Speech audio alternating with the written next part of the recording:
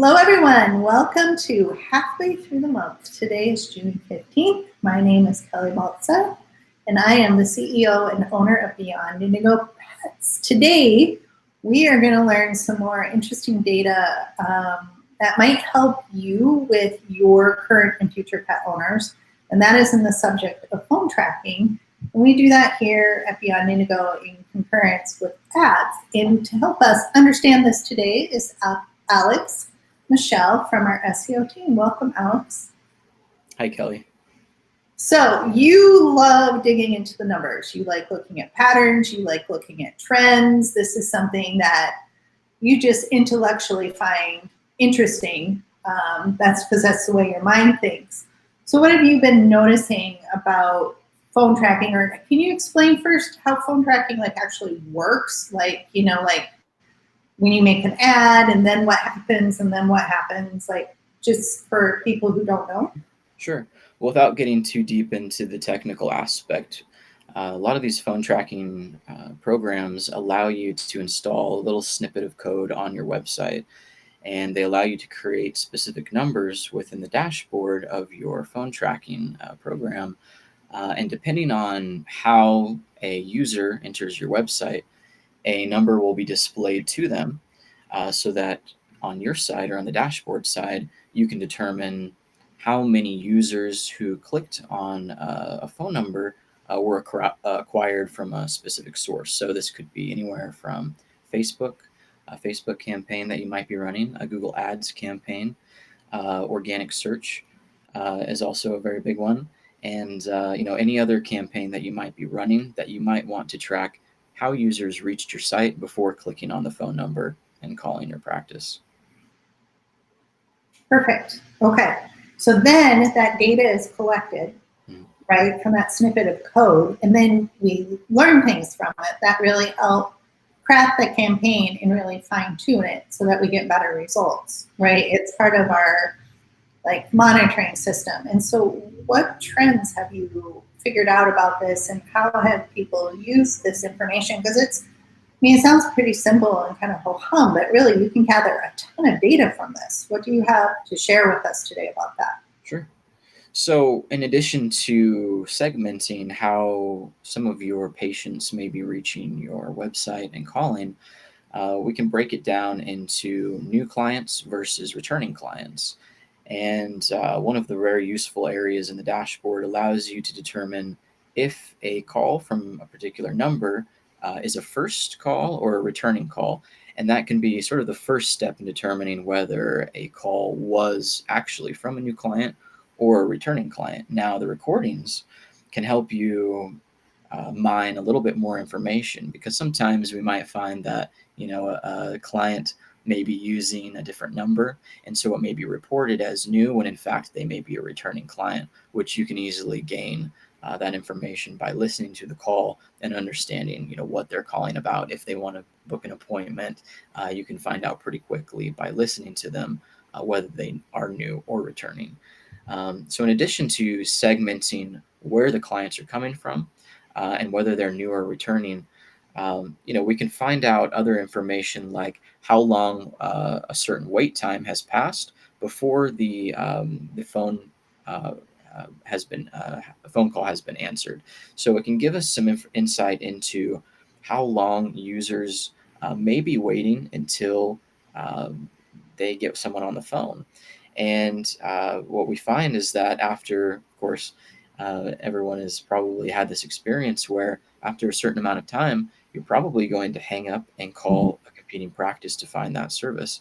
If they can answer your question or provide you with what you need faster than the one that you did call. So we find that that's a really useful tool in determining maybe some adjustments that might need to be made in the practice, possibly more staff put on phone call duty to try to lessen the amount of time that clients have to wait before they get someone on the other side. Yeah, totally, because that's dollars. People hang up and you can see, wow, 10 people hung up before somebody got to them. Well, that's dollars in translation there that may or may not be then realized by the hospital. So that's a pretty cool little piece there on that. Also, new and recurring, I think that's also very helpful because, in marketing campaigns, sometimes we are targeting new people, sometimes we're targeting recurring customers. So it helps us on the marketing end to see if our marketing is on target, if we are specifically targeting a demographic or a subset, but also just to see the reach that the ad's having. So that's helpful too. What else have you found? Sure. Yeah. So the next point I had was by listening to some of these phone calls, we might be able to identify ways in which we can reduce the time that some of the staff may be spending on the phones answering questions that could be answered on the website using a frequently asked questions page. Sometimes some questions are posed that really can't be answered by a simple question like price for certain breeds. If you don't want to display that information on your site, that's fine. But certain questions that are very easy to answer that may not require a call that could be placed on the website. Maybe it won't be seen, but it will be there for those who are scanning the website, and that can reduce some of the time that's needed in your practice that could be better spent on other tasks. And another thing that can be identified through some of these questions is maybe incorrect information that may exist outside of your website on online directory listings. Sometimes we find that clients will ask specific directions for the location of a practice, and maybe that could give us insight into how to adjust a website to provide a more accurate description of where your location is. It can give us some insight into other strategies of claiming online directory listings, so we always have control over where our practice's information not only is, but what displays on those channels. And by listening to some of these calls, we can help identify if there's a problem on some of these online directory listings. So that can be very useful for some of your offsite SEO and just taking care of your online reputation management as well. Good, because we don't have people driving to the wrong location. Mm-hmm. Exactly. Sometimes that happens on outside SEO. What else do you have for us today? Let's see here. So another point I have is, well, and this kind of it also relates to online reputation management. When we might find that there is a dissatisfied client who may leave a negative review, and they may write something that you feel is incorrect, or maybe something that you don't really remember because maybe it happened a month or two ago. And it can be really useful to have a recorded message of this client if you can find when they called, and hypothetically, if they left a review that was negative and they said maybe that they were quoted on a certain price and they were charged something different. Sometimes clients don't always have malintent when they're leaving these reviews. Maybe they remembered something very differently because they were they were busy at the time, and they thought they heard one thing, and they left a negative review because it was inconsistent with the initial perceived experience over the phone. But this allows us to go back when we might be responding to these negative reviews and find exactly what the client asked for and how they were responded to by your staff. And that can really make it easy to facilitate a proper response on some of these online directory listings. And if we need to, have that as a record for the future for, any other situation that might arise from a possible negative experience with a client. Right. And all this data is collected on a dashboard. So when we do phone tracking for people, we give them a report. I mean, it's part of what we provide to them about conversion rates and things like that. But all this data you've been kind of talking about is readily available when you are doing phone tracking. And then also our clients can listen in on the recordings of the phone calls for their own staff training. So that's all available too, right? Mm-hmm.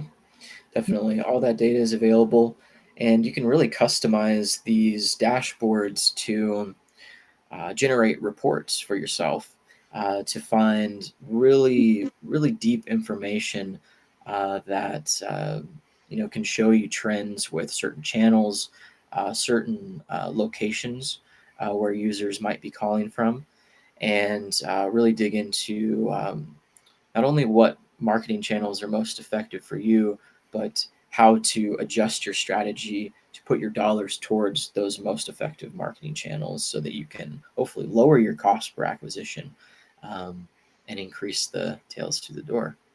Right. Well, wonderful. Well, thank you for all of that. And then today we were talking about, before we went on air, about just marketing itself and kind of what we do. You are in the Idaho region, which means you're in a little bit different region than Minnesota. Yeah. But like I told you, I was raised in Idaho for multiple years, so I have a lot of kinship with that area. You said that you were doing some fun things like during this time to kind of just revitalize yourself. What are those? Yeah, and I'm probably not that unique, but I've been going outside a lot more often, as I'm sure many are during this time. And yeah, there's a really cool area that I like to go to in Northeast Boise called Three Bears Trail. It's actually called the Military Reserve, and the Three Bears Trail is a trail within, and there's all these really interesting areas and trails you can go on, not only with a mountain bike, but you can hike it, you can go slow, you can go fast. And that's just it's a really good opportunity for me to, just kind of be with myself. And it's really good for me, I think, personally, to get my thoughts together, just kind of doing something active. And it's crazy how that can really help you order things in your mind, whatever it happens to be, Right. work, a family, life in general. And so it's an activity that's sort of like a meditation for me. And, hopefully getting some sun at the same time. Right, getting off a screen. Yeah. I think we get a little too meshed with our screens sometimes. And like you said, you just got to go out and get some sun.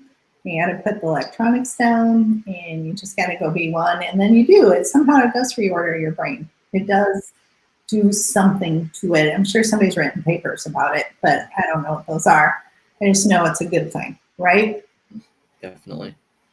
Well, thanks for being here today, Alex. Really appreciate it. I learned a few things always. I always love what you guys in the team comes up with, be it the SEO or social media departments. You guys always come up with new fun things that are going on out there. Thank you for sharing. Of course. Thank you.